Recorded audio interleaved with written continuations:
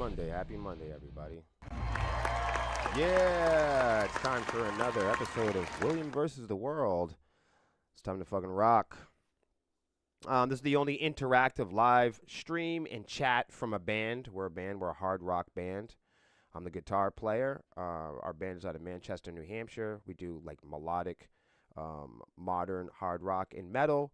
Um, But this is a band page. We're on Twitch. We're on YouTube. We're, of course, right here on our home base on Facebook. And this is the only interactive live streaming chat that we do every day. We do it truth about the music industry. We teach about social media. And also, we have conversations around tech, um, big tech, Silicon Valley, laws, legislations that govern music, exploring top stories, social media. We put it right up here on the screen so we can all read about it and discover it together. If you have your notebooks or tablets or laptops open, that's always helpful. So welcome to the show, everybody. I'm not going to spend a ton of time on this. I know you guys can see I told everybody I promised I would come back on Monday and do a follow-up on Capulet Fest. I think they, I don't know. I want to just make sure, but I think we're the only people that covered it in a transparent way throughout the weekend. But let me just see here. I don't even believe, I'm just double checking here.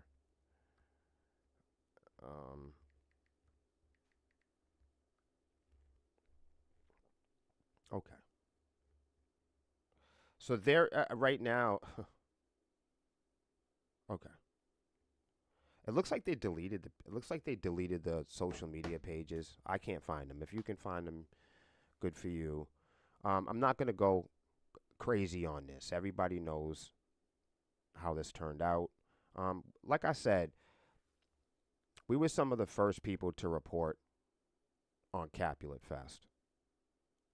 You know, when there are big shows and big festivals that come into the region, the New England bands are going to be curious. You know, so naturally when we seen Capulet Fest come in to the region, hey Malcolm, good morning, brother. You know, when we saw them building this, you know, because we do podcasts and we've been reporting on independent rock and roll news, and we've been reporting on the scene ever since we can go live. Sepsis has kind of converted itself into a hybrid media company. Like, sure, we play music and all that other stuff, but if you haven't noticed, we do blogging and vlogging and documentaries about music, and of course we do live streams, chats. The girls host their chat on Wednesday, and we also have the Honeycomb Hideout podcast. Excuse me, that's on Wednesday, and the girls host their chat on Sunday. And this is my chat. This is my live stream that I do every weekday at 11 o'clock. So if you're unfamiliar with the page and who we are, I'm the guitar player and the creative coordinator. I'm also responsible for booking the events for Sepsis. We're probably the most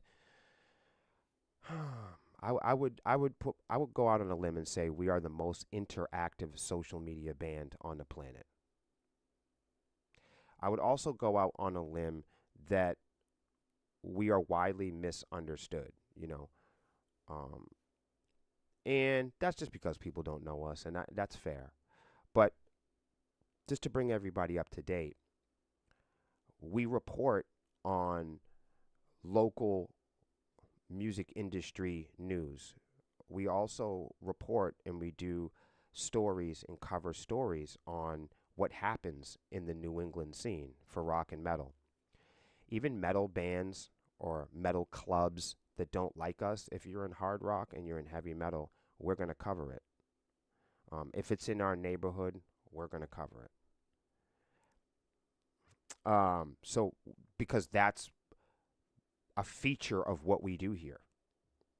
That's who we are. That's who me and Melissa are. We are 3-time New England hard rock and heavy metal award winners.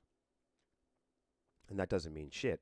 But what it does mean is we've been here for a long fucking time and we ain't going anywhere. So we are also aware, because of our own experience, of how many people are trying to get into music or learn about music and how hard that is. Because a lot of the information is gate kept, and if you're not paying someone for the information, then people in the industry and in the scene aren't running over to educate people or help people avoid obstacles and disaster. And that's because the New England music scene is competitive. And a lot of the musicians here want to see each other fail. Yeah, a lot of New England bands, it's unfortunate, but a lot of New England bands are excited to see other bands fail because they think that that means opportunity for them. So early on in me and Melissa's career, we decided, wow, we've been screwed over and treated really poorly in hard rock and heavy metal, and especially in the New England metal scene. Sepsis has always been treated poorly, and that's because we speak out against abuse. That's because we speak out against the heavy metal scene in New England treating each other poorly in secret. And we are widely misunderstood for stirring the pot.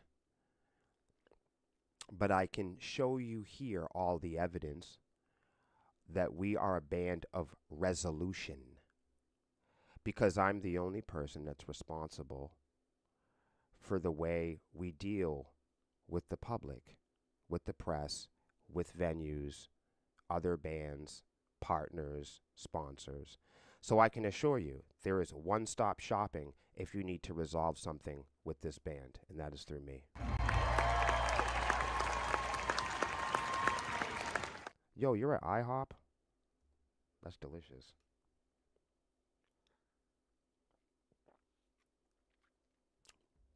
So, it is my pleasure, it is my duty, and I'm excited each and every day to be able to show, reveal, present, and host the conversations that lead to the truth about our scene. That's why I do this live, so people can confront me or show up or do whatever they want to do. Because even though I'm widely misunderstood because I'm very passionate about this stuff, everyone has my phone number. I can prove to you that I'm one of the easiest people to talk with, to resolve issues with, because we are one of the most public and available interactive bands on the planet. So sometimes when people illustrate that we're hard to work with, I'm always looking for that evidence because a lot of people have my phone number. We cover this stuff because this is in our neighborhood and we really, really care about music. Oh man, what's going on over here?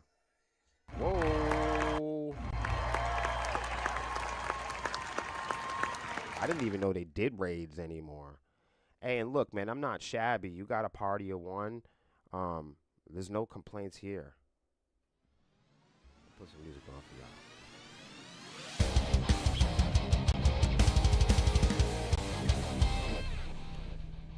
y'all. But let's just make it clear. Capulet Fest didn't work out. And I know it's widely misunderstood because there's a lot of people that are upset and angry at the whole thing, and they have all the reason to. And they have a place to express that. But we're one of the first pages that covered Capulet Fest. And as I told you guys, the most responsible people in the room are the ones asking the questions. When Capulet Fest started to be generated, we generated a bunch of questions around our office, the same type of questions that we would generate if we were playing, you know, a Danny Wimmer show or Rockfest, for instance. Any show that we book, we generate a series of questions and we have to check the boxes as we go down to make sure that the show feels safe and that it's the right pick, it's the right fit. So that's what we did here. And I think a lot of people are upset, but I think we were the only people that covered Capulet throughout, um, and have taken a transparent position. And the reason why we've been so transparent on it is because, once again, everything that we do here is about education and it's about making adjustments and how to make the scene better. Like I said, there are people that will stir the pot and throw fuel on the fire, you know, and we're widely misunderstood for that sort of thing. But, as I'm showing you again, we're invested in resolution. And any time that we can make adjustments and publicly present the energy and the education for promoting resolution. And now, don't get me wrong, I don't think you're going to be able to resolve the way that these people particularly feel. But I'm saying in the future of events in New England, there's something that we can all learn from this. You know? So, sure, like we could have bashed and crashed it like anybody else. There's a lot of people that took it upon themselves to bash the festival that weren't there. Because we're not there and we're not affiliated, we weren't physically there. I don't want to say anything about the quality of it or whatever. The whole point of us covering it was just to teach people about the music industry. All right? So there you go. I'm sorry they couldn't get it worked out, and I hope we can all learn something from this, just like the Blue Ridge thing. We were talking about Blue Ridge over and over and over again. People ignored us then. And when we brought up some of these other festivals, people, they have the choice to ignore what we say. But there you have it, guys. So that is that. I hope it works out for those people. And give the bands a break. All the bands are. I know there was some people out there that want to beat on the bands for, I guess, doing buy-ons or selling tickets or whatever. But this is I want everybody to listen up.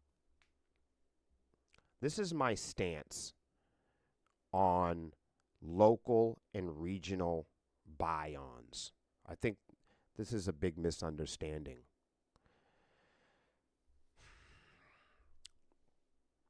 When it comes to buy-ons and the way that I feel, I can't speak for everyone in my band, unless we're booking a show. But really, everybody in our band has a voice. So, like, before we book a show, we have a process. I don't know how other bands do it, but I'm going to tell you guys the Sepsis process. The Sepsis process goes a little something like this. Somebody will offer us a show, and we have a place and a chat, with all the staff members and the other band and the other members of the band. And before we take on a show, it will be presented in the chat, and people will check their availability, and then everyone will have a chance to speak and have their energy and value and input on going to that show or tour, So, and it's always been like that with Sepsis. So if you see us playing in Denver, it's because we all agreed to it. If you see us playing in New York, it's because we all agreed to it. So in our band, we don't take on challenges, and we don't take on tours or projects unless almost unanimously everyone. I can't think of a time I can't even think of a time when we have not had a unanimous decision to book a show. So if we this is just us though. This isn't like an music industry thing. I don't know how the music industry is. But what I'm talking about is like just our band. If I'm offered a show, I wouldn't say yes to it. I can't I can't and won't say yes to a show until each and every one of my band members has checked their schedules, looked at their bank accounts, budgets, considered their investments, considered their priorities. That's how we book shows. So sometimes that's why we play a lot. Sometimes that's why it's difficult to book shows, because in our band, we respect, and it's been like that with every lineup we've ever had forever for 15 years. And we won't take a show unless the performing members agree to it. That's just how it works here. But, yeah, needless to say, so I don't want to speak for all of them at this time, but I don't really know how my band feels about buy-ons. I don't think I've ever asked them. I'm going to ask them. Somebody should ask them. Tag Robert or something. See, I want to see what his opinion is. So I don't really know how my band feels about buy-ons, but this is my buy-on rule. First of all, how much is it? You got to look at your own budget. If you're going to consider doing a buy-on to a festival or a show, the first thing you should look at is what is your budget? I mean, are you a millionaire? Because then it just comes down to ethics, right? Like, you know what I mean? It just comes down to your morals and your virtue. Like, do you feel like a shitbag because you're a millionaire and you buy out the best slots of every festival and you can't play? Or is that person privileged and they have and hey, they got an inheritance, they have millions of dollars, and they can afford to be up there and buy in all the big slots. Because then what does that mean? It means that the rich the rich people are the ones that are on stage, not talented or driven people, right? Not everybody that's driven is always rich. Not everybody that's rich is always talented. But you know what I mean? If you got enough money, it doesn't matter if you're talented, right? You can still get on a big stage. You can still have big advertisements. You've got people on Spotify that have never been on stage before that have a much bigger following than Sepsis will ever have. You see what I'm saying? Oh, yeah. So, Sal, I was talking about buy-ons, and I was like, I don't want to speak for my band, but this is my... It's widely understood that Sepsis is anti-buy-on, and I want to clear that up. So the reason why I'm qualified to talk about schemes, scams, buy-ons, getting ripped off, record deals, labels, the reason why I can talk about this, the reason why I'm qualified to have live streams about this is because I'm guilty of doing it all. I don't know if that's occurred to anybody. So like when I say, oh man, don't buy into these cheesy A&Rs and don't play into these promo scams and don't go broke doing this. The reason why we have these live shows, the reason why it might seem like I'm such a know-it-all, the reason why, people go, that guy thinks he's an expert. It's because I am. Yeah, I'm a fucking expert. I'm an expert at doing this. I'm an expert at getting ripped off by the music industry. And that's why I have live streams about it. Like, if you ever wanted to really know why we do this, why we are educators, why we are so passionate, and why we feel like we're qualified to talk about it all the time, it's because we've done it. We have education and experience in buy-ons and doing bad promos. And we can you believe it? Me and Melissa have a lot of experience in making bad ideas as young people. Oh, no! Oh, my God, when we were young musicians, we did stupid things. Oh! Of course we did. And that's why we have these live streams. Have we made mistakes in our career? Absolutely. Have we jeopardized, solid partnerships and said things we shouldn't have said before? Absolutely. Did we start off with really strong friendships and everybody was on the same page? And did we have past versions of our staff and lineup that were great fits for being here when there were times that, when they were here? Sure. Has everyone contributed, on their best behavior at all times throughout the last 15 years of our band? Hell no.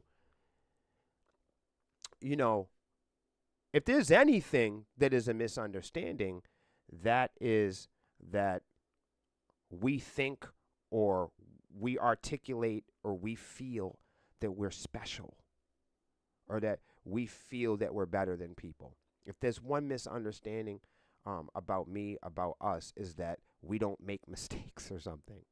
That's the reason why we do these live streams. And so some of you, maybe even a small, rare percentage, will listen to this and go, man, you know what? Here's a band that goes online every single day and admits that they're not flawless. That's what I'm saying. There's not a lot of bands out there that are coming on live every day and accountably saying, approach us, challenge us, ask us questions, put us on the hot seat. And the reason why we feel qualified to do that is because we have an incredible amount of experience and education. And everything that you see us doing, everything you see us posting is an act towards truth and resolution. Anybody that ever wants to call me on the phone and square up with me, just send me an inbox and I'll give you my phone number. Shh. Get off the internet. I'll invite you over to my house. So for real, I'm like one of the most approachable people on the planet. And that allows me to resolve conflicts. I am the conflict resolver of Sepsis. So anybody that ever has a conflict or it's something that they want to resolve, I'm the guy you got to come and see. When it comes to Bions, guys, my personal belief is it depends how much you are connected and you are how committed you are to your virtue. How committed are you to what you think you believe? How committed are you to your authenticity? How committed are you to keeping it real? How committed are you to your own morals? Because if you have millions and millions of dollars and you can just buy onto every festival, it doesn't have to do with talent. It's not a matter anymore of finances. It's a matter of, do you feel guilty or not for doing it? I think that a lot of musicians might feel unsatisfied if they just bought onto every show, because then in the back of your mind, you'd have to wonder, could I have gotten on any of these shows legitimately, without, could I get booked for shows and get paid for shows without having to buy in on everything? So when it comes to buying on, I think Sepsis as a whole is widely misunderstood, and I take responsibility for that because I don't really know how my entire band feels about buy-ons. I know how Melissa feels about it because we've had to do it before. We've bought on before. We've bought into shady deals. We've gotten scammed, and that's why I'm qualified to talk about it. But Sepsis is a New England band, a New Hampshire band. So when we see Capulet is a great example, or New England Hardcore Metal Fest, or RPM Fest. Those are some of the festivals that they have here in New England.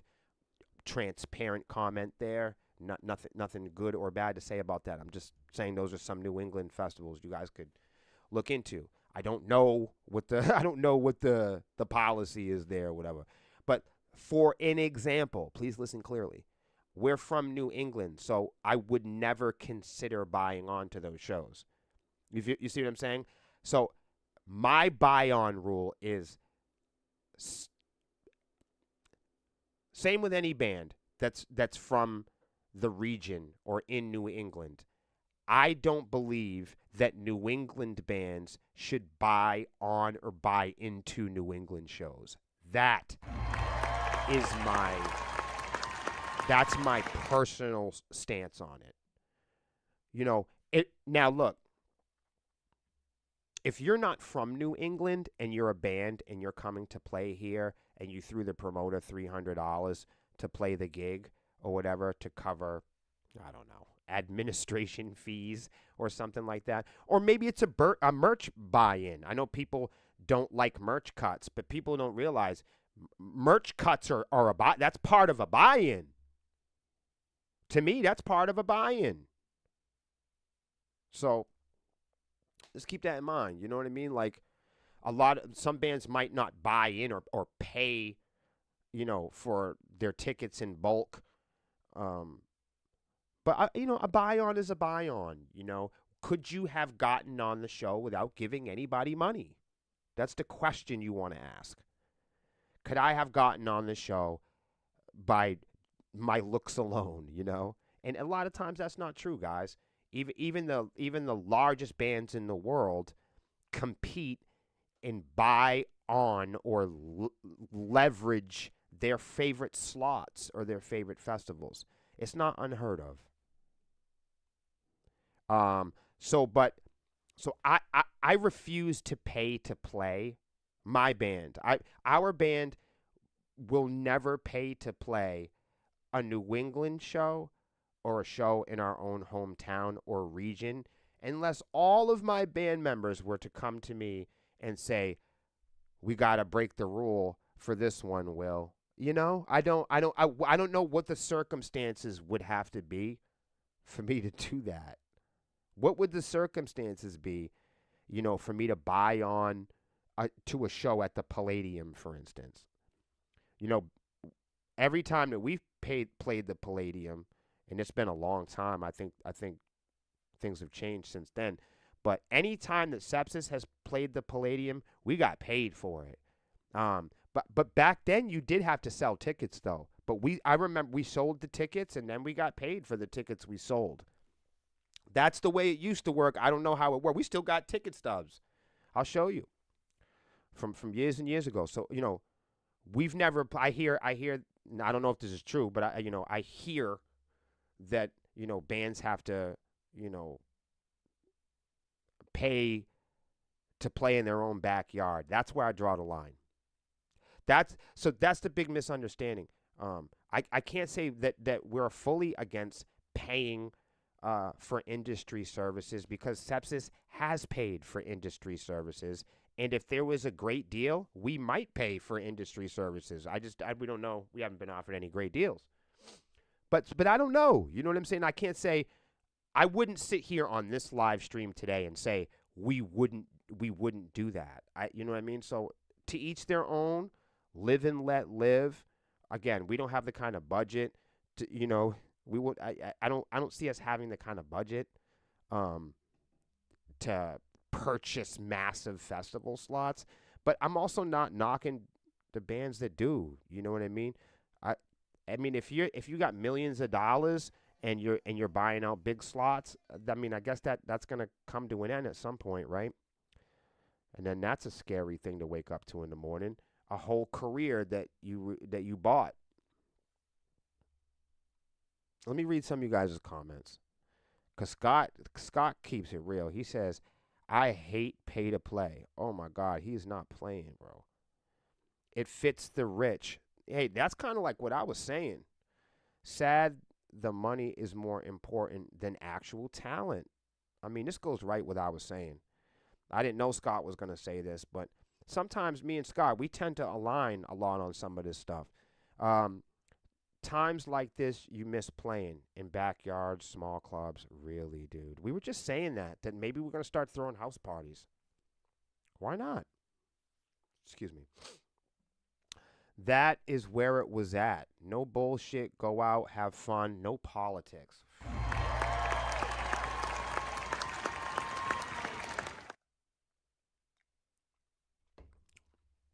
It's amazing. But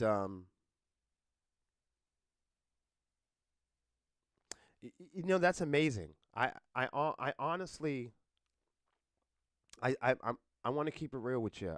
Looking back at that, um, you think all the apps, and all the ticket apps and on all the social media and stuff should make it easier to find shows and connect with shows and buy tickets but it hasn't, has it? It's not just like we just used to hang out, huh, Scott? We used to get up on a Friday and just go do it. Sean says, oh wait, Steve says, add some garlic salt to the mac and cheese and a pinch of onion. Man, not Steve. I don't know. But I appreciate y'all. Bottom line, don't judge a band until you walk a mile in their shoes. Ask my boy William about their struggles. They'll tell you. Then you will know you're not in the boat alone. That's really true. Steve says, simple. If you can bring the magic and know that you have the comprehension of what you're doing and getting into, then you can go forward, and buying into the show is a moronic idea, and the bands, no matter where you're from, shouldn't pay to play. Thank you. Hey, that's what Steve believes in. That's what this is all about, everybody. I appreciate you. I tend to side with a lot of that also. If people could get into a show for their talent alone, that would be awesome, Scott says. That is what pay to play does. It steals a spot for actual people who work hard on their music. And I cannot say that I disagree with that, Scott. I do not disagree with that. I also want to say that we have done that before, where a lot of bands won't admit to paying to play. A lot of bands won't admit to buying on. A lot of bands won't admit to taking a handful of tickets, not being able to sell any, and just giving the promoter the money for the tickets. I mean, that's what used to happen, you know, when we started playing. All the shows locally when Sepsis started playing, they give you a handful of tickets, and naturally we all sucked, so we couldn't sell any tickets. And a lot of the times, everyone would just have to get their paychecks at the end of the week, right, and just buy the tickets. And if a lot of times bands were so bad we couldn't even give the tickets away, but so we bought them. To me, that's a buy on, you know. So we grew up doing that stuff, and there's not a lot of bands that'll admit it, but we're one of the few bands that actually admit it. We did a lot of that. We did a lot of that. Buying into, we get approached by an A&R or some guy that has a package, or the battle of the band stuff. Those are forms of buy-ons too. When you tell your family, to go on live streams and spam donations, and you know you see these like Twitch live streams or band battles where you know people pay money or give donations, to try to get their big bands, get their favorite bands on these festivals. That's no different. um Having your friends and family, buy subs and subscriptions to digital services, those are buy-ons too. There's many ways to do the music lottery. When I first met this band, I thought I had struggles until my boy William told me the struggles that they face every day. But I just sent my band an article this morning, um, and Michael Jackson, when he passed away in debt. And I was just saying, that's a sobering story, for anyone. Look at your favorite artists that you grew up with, especially the ones that are alive. Go take a look, see how well they're doing, and look at the reasons behind it. You know, if you ever wondered why the rappers have champagne companies and clothing companies and merchandising and hamburger shops, that goes to show you they're not banking off of music. Let's take a turn. Scientists alarmed after discovering microplastic in human penises. I mean, what the fuck do you think about that?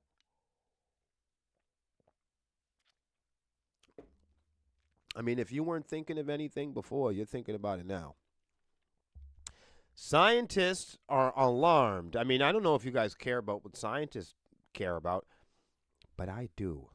And they are alarmed after discovering microplastics in human penises.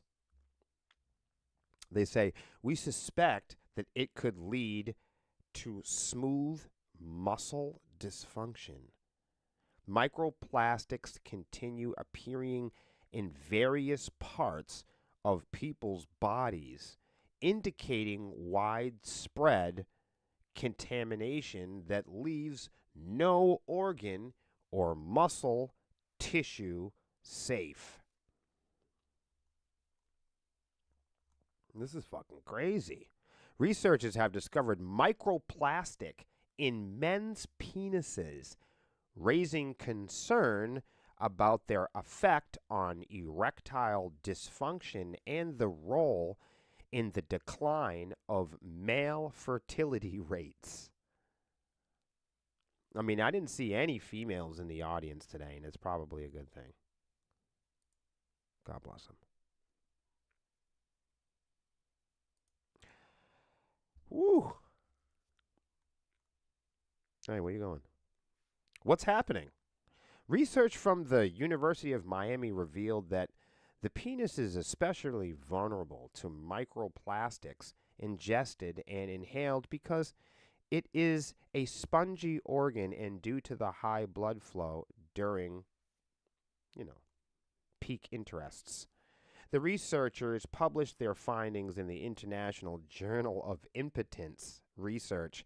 Hey, so for all you guys out there that wanted to know more about your stuff, there is an International Journal of Impotence. Some of you out there really need this. Citing the presence of PET, polypropylene, and other microplastics in the assessed tissue. What the fuck, man? What the fuck? We found microplastics were present in the smooth muscle of the you-know-what, in the you-know-where. Lead researcher at the University of Miami, per The Guardian, quote, all we know is that they are not supposed to be there, and we suspect that it could lead to smooth muscle dysfunction. What are microplastics in penises, and why are they concerning? I mean, I don't feel like I need a scientist to tell me why I should be concerned in microplastics in your penis. Like, that's terrible. I don't even need a doctor. Microplastics continue appearing in various parts of people's bodies, indicating widespread contamination. Yep, there's been increasing reports that microplastics have effect on the human reproductive system.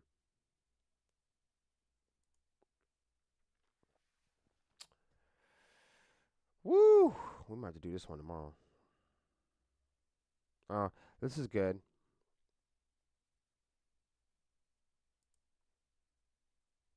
Yo, what do you guys think about that?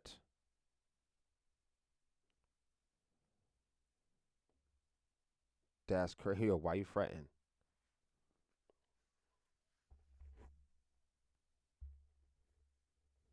Yeah. So Hans, I mean, watch out for that, brother, okay? Just watch out. Watch out. So, United States and Live Nation, their jury trial has been set, or not set, but rather predicted. United States versus Live Nation starts rolling with a jury trial potentially starting in March of 2026. I mean, so if you've ever wondered why nothing ever gets done in the music industry, I want you to pay attention. Um, I want you to pay attention to this headline. United States versus Live Nation starts rolling. Of course, with a jury trial potentially starting in March 2026.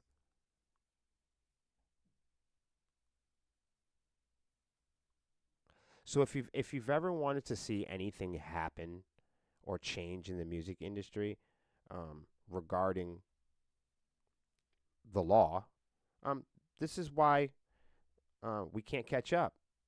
I mean, 2026. There'll be so many new cases on that desk. But I just wanted to point out, without getting into too much of this, because I mean, we're going to be talking about this well into 2026. I don't even need to talk about it.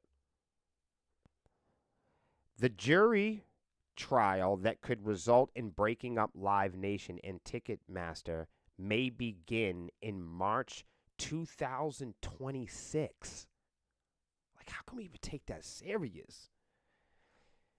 In a scheduling order issued Thursday as part of case management plan in the antitrust case filed against Live Nation by the U.S. Department of Justice, like, they couldn't move quicker? Like, that is wild. I'm just saying, like, you know what I mean? Like, if you lived in the hood and you slap somebody in the nose, you go to trial next month. You know what I mean? Like, that's wildin'. Wow. So, okay, great. Live Nation, the DOJ set a tentative trial date of March 2nd in 2026. But due to the complex nature of the case, a lot could happen between then and now. Funny, I just said that. And many pretrial motions and declarations are still up in the air, so that date isn't set in stone. I just wanted to point that out. I don't want to I mean, naturally, we're going to be talking about this forever. But I just wanted to point out to you why we will be talking about this forever. So later on, when you're like, why are we still talking about Live Nation? It's because the law is not set to do anything about them ripping people off for another 2 years.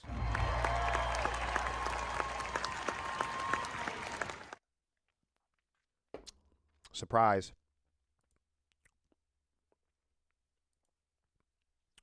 Turns out it's not like other waters. Expert issues warning about Crystal Geyser bottled water. I'm looking now. I'm like, is that what I got? I have pure water. What's you guys' favorite water? That's the question for today.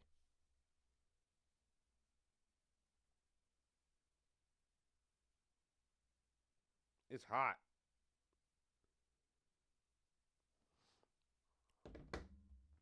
Polar Springs. So we do pure. But we also have what are those things called? We have a really nice I forgot what it's called. Oh my god. It's a filtration system, but it's like a special one, you know.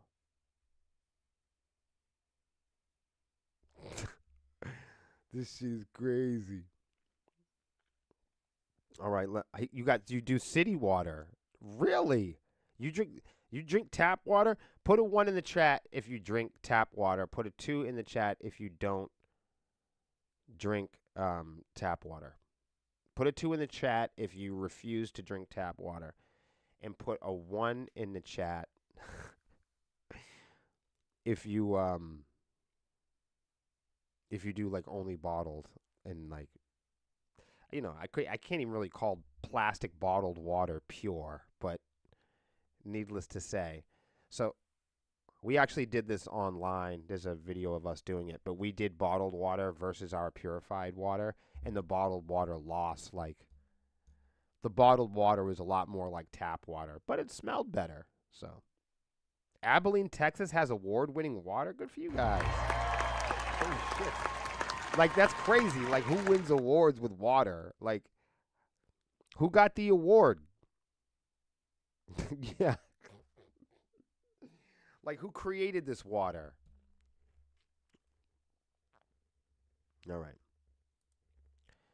Turns out it's not like other waters. Expert issued a warning about Crystal Geysers bottled water. Bro is out there. What is he talking about? I don't know what that says. That's like some nonsense. Okay. If Crystal Geyser is your favorite water brand, you might be in for a rude awakening. Not all bottled water is created equally, as the water. I don't know what that word is. Sommeliers? What is that? Of TikTok have pointed out. I don't even know what that word means. It can vary in taste and texture and even how well it absorbs into the body. Are you hearing this? Now, a viral video with more than 500,000 views. That's viral? I didn't know that. That's small for viral.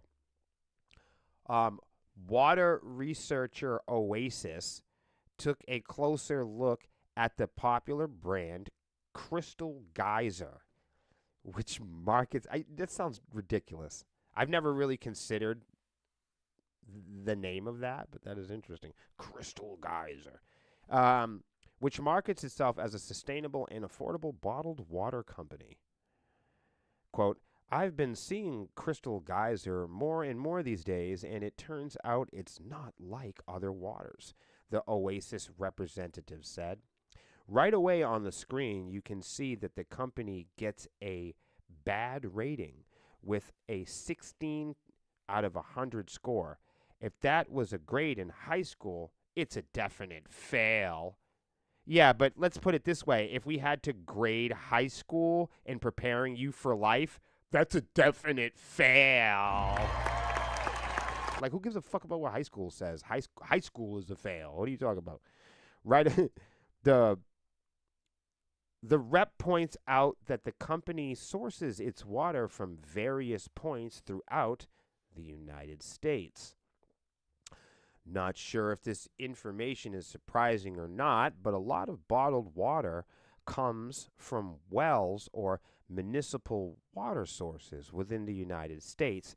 Despite the spring water and mountain images they advertise looking like they're getting the water from some far, far away oasis.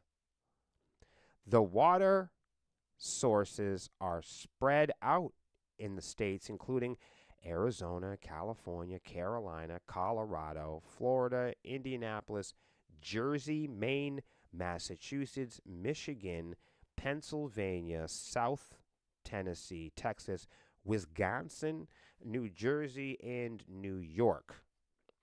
Though Fiji water does actually come from the Fiji Islands. They have their own dark history there, taking water from a place where the majority of residents didn't have access to clean water. Oh. Yo, what's going on, everybody? That's wildin'. The other thing with Crystal Geyser is that it contains levels of certain minerals like chromium and bromate at high levels. Don't ask me what that is because I don't know. Crystal Geyser alpine spring water is bottled directly at the source and is never blended, trucked, or purified from the tap, ensuring minimal risk of contamination. all Crystal Geyser Alpine spring water products adhere to FDA guidelines and are well below the legal contaminant limits as outlined therein. That's what a Crystal Geyser representative said in an email. Regarding, quote, regarding the live Oasis video mention of CG Roxanne Benton in Tennessee's plant, we would like to clarify that this facility does not supply water for our gallon-sized products. Oh, that is weird. It's important to note that the report page reference includes a disclaimer slating important. These results have not been internally verified by Oasis.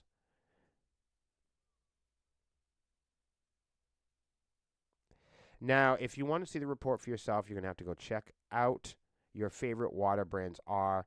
You'll have to reference them here at the Oasis website. I'm going to copy this link and I'm going to put it right in the chat for you guys. So, I don't know if you want to, but this will really fuck you up. Go watch and see how nasty all of your, you can go compare all the waters. So I put the link in the chat. Enjoy. There you have it, everybody. There you have it. Oh, and our friends, they're back again, everybody. I keep telling you about these. Folks. Sirius XM faces lawsuit over U.S. music royalty fee. Sirius XM, again, is back in court. I mean, these guys are in court more than I was growing up. Surcharge that adds 21% to the monthly subscription cost. Look, they're charging people more money. Sirius XM faces a class action lawsuit.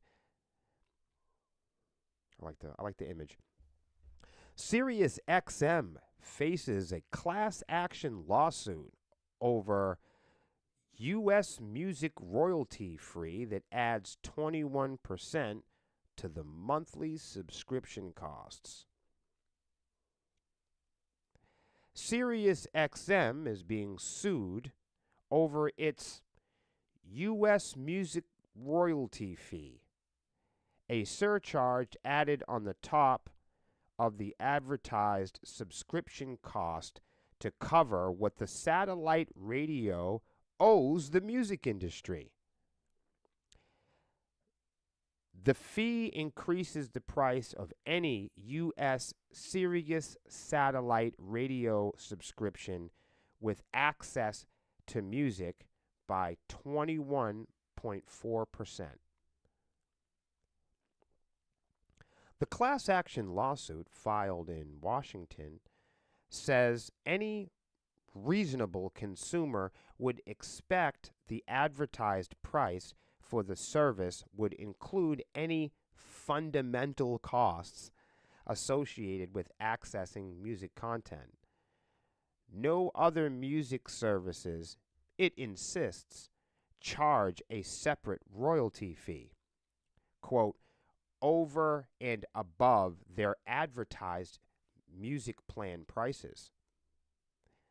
This action challenges a deceptive pricing scheme whereby SiriusXM falsely advertises its music plans at a lower price than it actually charges. That's what the lawsuit reads. Quote, SiriusXM fails to include in its advertised prices the amount of the invented U.S. music royalty fee, which increases the true plan price by 21% above the advertised price for the plans. The lawsuit states that Sirius advertises its satellite radio subscription plans before applying. Oh, okay.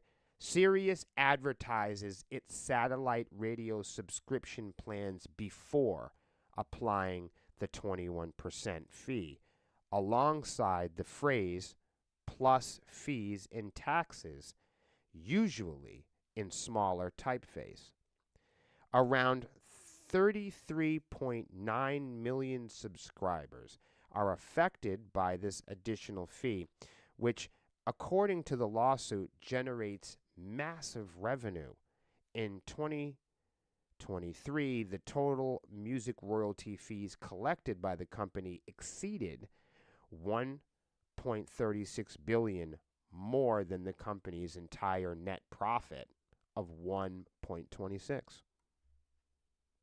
There you have it, guys. SiriusXM, one of the most trusted brands in radio. Doesn't everybody want to be on SiriusXM? It's amazing, like, how many artists want to be validated and how many bands and artists go, man, you know, if I was just a part of one of these big companies, then everything would be going well for me. If I was only a part of SiriusXM, you know, my career would be taken off. It's like, no, it wouldn't be.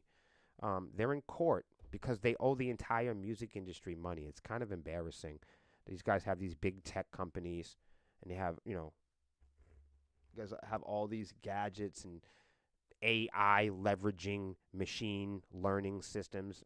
With all of the technology and learning systems, calculators and computers and physicists, we still can't pay people fair labor wages. Like, no matter how many apps and phones and gadgets you make, people are still fucking liars. Like, that's it. No matter how many gadgets, how many algorithms, and how many silly little apps and AI machines you can come up with, they are still being run and developed by crooked, dishonest, greedy corporations and supervisors. So what good is it all? I hope you guys all have a wonderful day. It's going to get warm. Be good to yourself. Be good to each other. And I'll see you guys here tomorrow at the same time at 11 o'clock now. The new time here on William versus the World. Music industry news, social media,